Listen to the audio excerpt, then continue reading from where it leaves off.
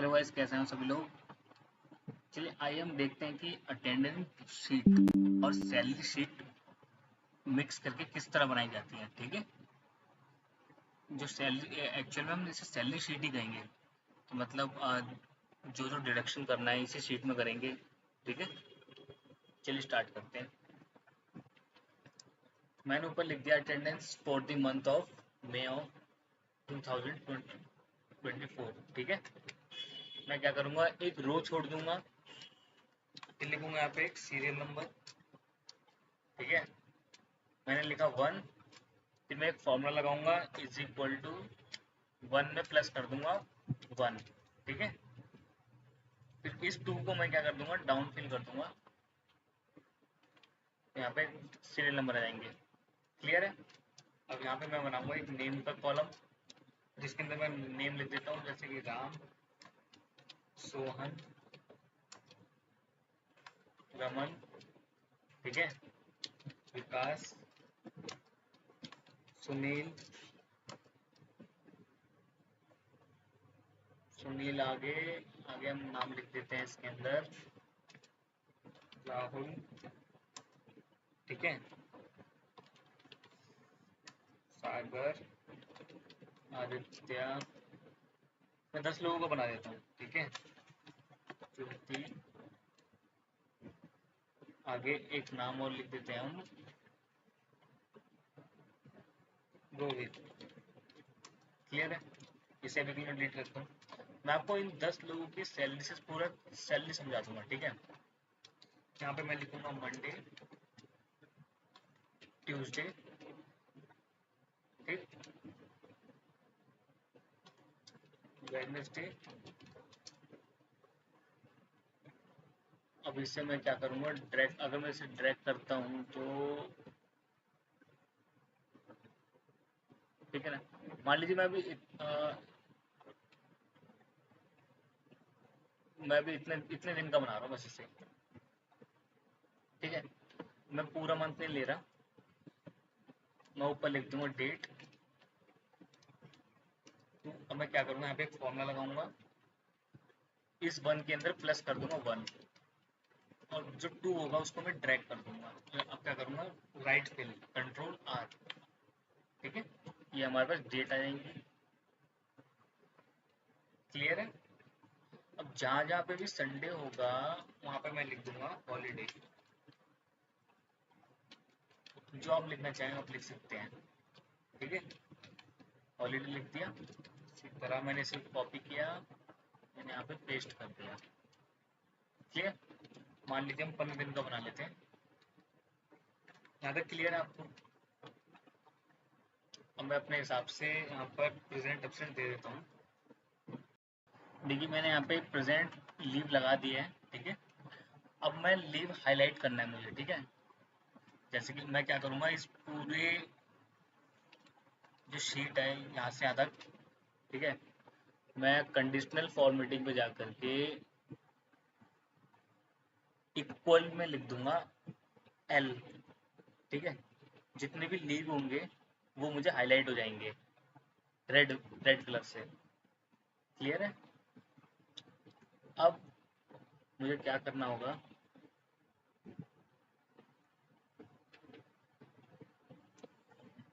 अब मैं यहाँ पे बनाऊंगा प्रेजेंट का, कि एक्चुअल में कितने प्रेजेंट हुए हैं। ठीक है, एक्चुअल में कितने लीव है। क्लियर। या मैं फॉर्मूला लगाऊंगा is equal to count if का, और जो रेंज है यहाँ से यहाँ तक, ठीक है, इसके अंदर मैं काउंट करना चाहता हूँ पी को। ठीक है, मैंने, और ये मैं कर दूंगा ड्रैग डाउन फिल कर दिया। ठीक है, इसी तरह मैं लीव का एक बार फॉर्मूला लगाऊंगा काउंटिंग,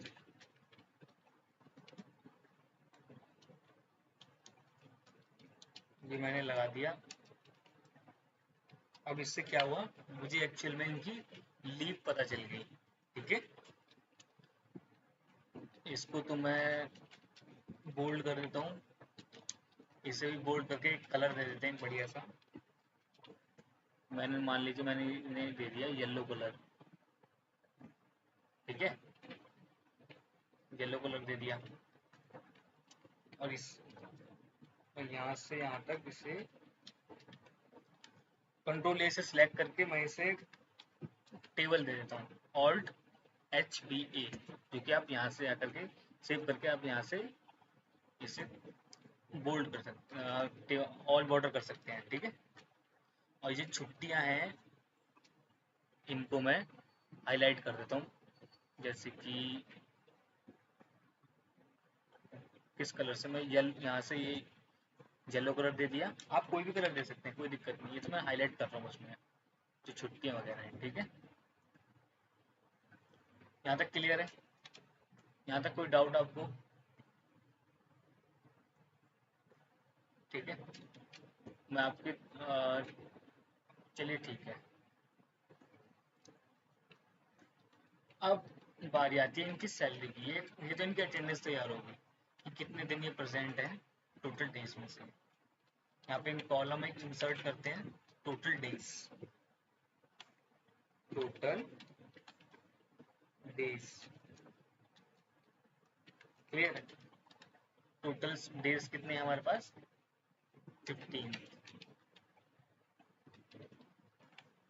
क्लियर है। अब देखिए, अब इनका बेसिक बता दें, इनका बेसिक सैलरी और इनका HRA और इनका स्पेशल अलाउंस, ठीक है। हम इसे यहाँ पे रेप टेक्स्ट कर देते हैं इस रो को पूरे को, क्लियर। और इसे इनकी फॉर्मेटिंग दे देते हैं, ठीक है, ये हमने फॉर्मेटिंग दे दी। मैं इनका बेसिक भर लेता हूँ जब तक। मैंने इनका बेसिक और HRA स्पेशल अलाउंस डाल दिया है। एक्चुअल सैलरी निकालने के लिए हमें इन सब का प्लस करना होगा, ठीक है। आप सम भी लगा सकते हैं, तो मैंने अब इनको मैं अकाउंटिंग मोड पे सेट कर देता हूँ, ठीक है। क्लियर है यहाँ तक? यहाँ तक कोई डाउट नहीं है? अब इसके बाद हमें इनका पर डे निकालना है कि इनको पर डे कितना मिलता है। इसको मैं थोड़ा सा ऊपर कर देता हूँ, ठीक है। इनको एक्चुअल में पर डे में कितना मिल रहा है, इसे थोड़ा सा ऊपर कर देता हूँ, ठीक है। यहाँ लिख देता हूँ मैं पर डे, फॉर्मूला लगाएंगे, ठीक है। जो इनका एक्चुअल सैलरी है डिवाइड कर देते हैं 15 से, ठीक है। तो इनको ये एक्चुअल सैलरी आ जाएगा, ये पर डे क्या आ जाएगा, इनको पर डे इतना इतना मिल रहा है, क्लियर है। इनका निकालने के बाद अब इनका निकाल लेंगे हम लीव डिडक्शन। इन्होंने जितना भी इन्होंने लीव किया है उसका डिडक्शन करेंगे हम, ठीक है। लीव डिडक्शन, और लीव डिडक्शन, इनका लीव डिडक्शन निकालें, फॉर्मूला लगाएंगे, जितनी इन्होंने लीव ली है उसको इनटू कर देना इनके पर डे से, ये इनका वो अमाउंट आ जाएगा, इनका कितना कितना हमें डिडक्शन करना है, क्लियर है। आइए अब आगे देखते हैं। अब एक कॉलम और बनेगा, सैलरी आफ्टर लीव डिडक्शन, ठीक है। जो सैलरी है आफ्टर लीव डिडक्शन,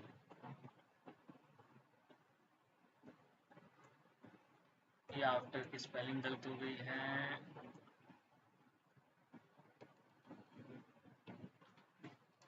ठीक है।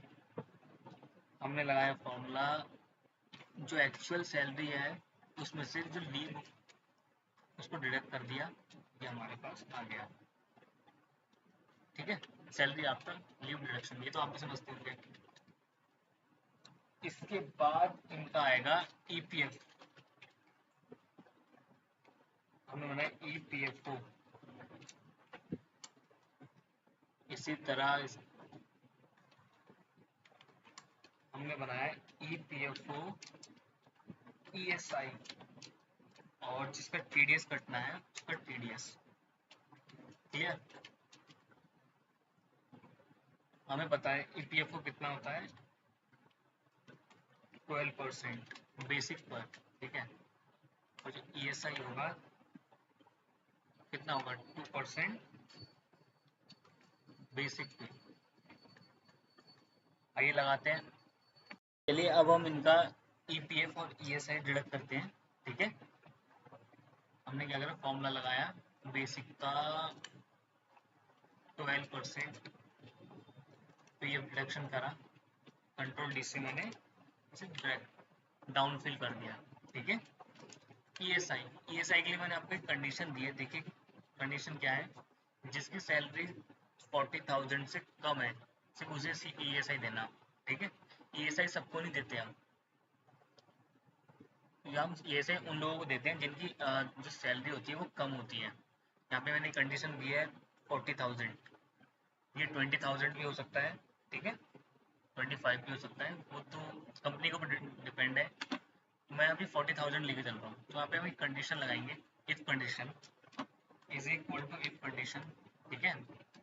जो एक्चुअल सैलरी है वो, जो एक्चुअल सैलरी है कम है 40,000 से, ठीक है।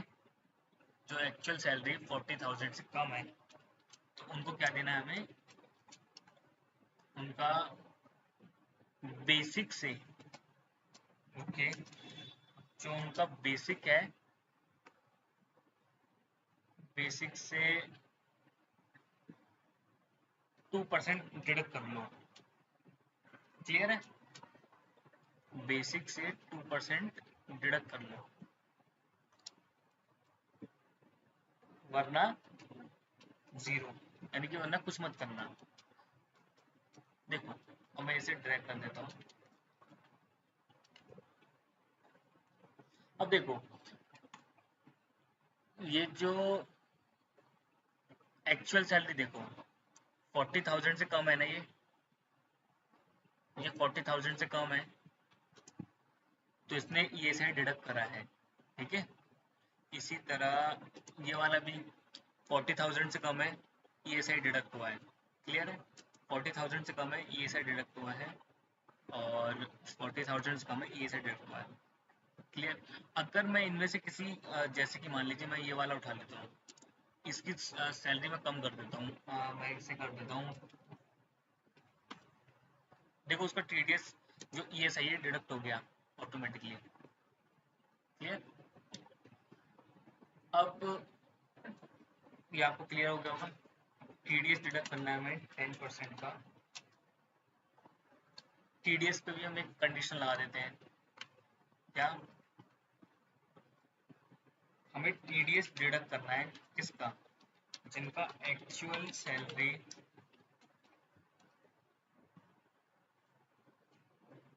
ज़्यादा हो 50,000 से, ये हम एक कंडीशन लगा रहे हैं, ठीक है। टीडीएस उनको दे दो जिनका 50,000 से ज़्यादा है, आओ डिडक्ट करें, is equal to if condition जिसकी एक्चुअल सैलरी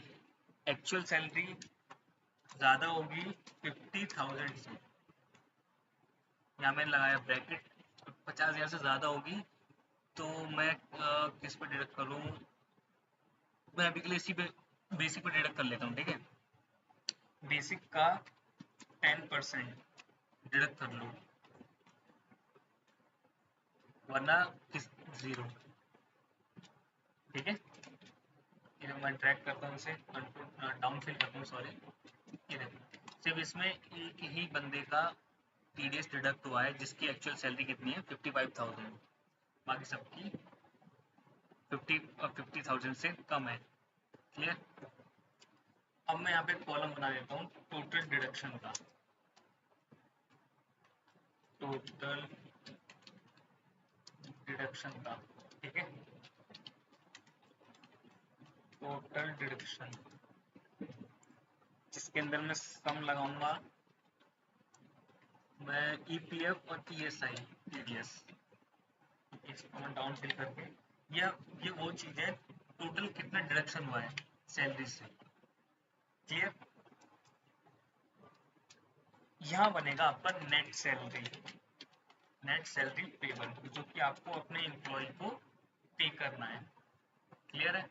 यहाँ मैं इसका फॉर्मेट को कॉपी करके इस पे फॉर्मेट लगा देता हूँ। क्या करेंगे, फॉर्मूला लगाएंगे, जो सैलरी आफ्टर लीव डिडक्शन है उसमें से हम टोटल डिडक्शन को डिडक्ट कर देंगे और ये उनकी सैलरीज आ जाएंगी, ठीक है, जो एक्चुअल में हमें पे करना है, यानी कि एक्चुअल में जो सैलरी में पे करनी है, कितने की सैलरी पे करनी है, 3,25,085.68। आई होप आपको अटेंडेंस की शीट समझ आई होगी। अगर आपको कुछ भी डाउट है तो कमेंट में पूछिएगा, ठीक है।